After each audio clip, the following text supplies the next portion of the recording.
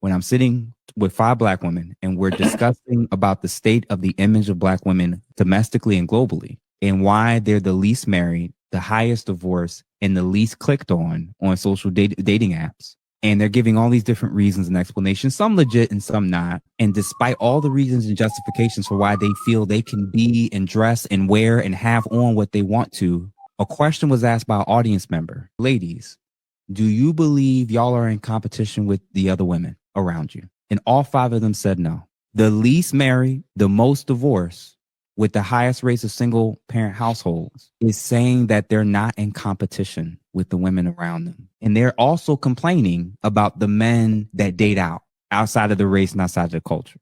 There is a demographic of women, and this goes beyond Black women, in their 20s, in their late teens, 20s, and creeping into their 30s, that believes the way they behave, how they act, what they've done in the past is not a factor for the outcomes of what they're actually experiencing. Yeah. And every person who tells them these things is a hater, hates women, and is misogynistic.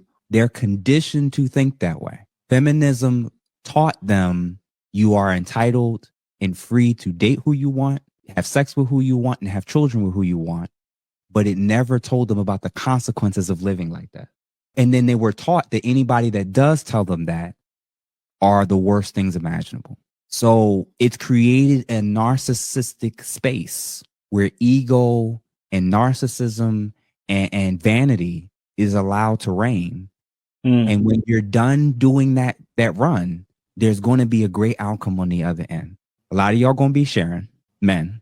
A lot of y'all going to be going to these wives and girlfriends and asking them if they open to opening up their relationship in their homes. A lot of you are going to be buying pet food. And a lot of you may need to start dating other women. And guess what? The outcomes ain't so great for that either. If the men have to change and grow and become better versions of themselves to even attract you, in order for you to get the type of men that you want, you're going to actually have to care about what's happening in society and who's getting picked and who's not.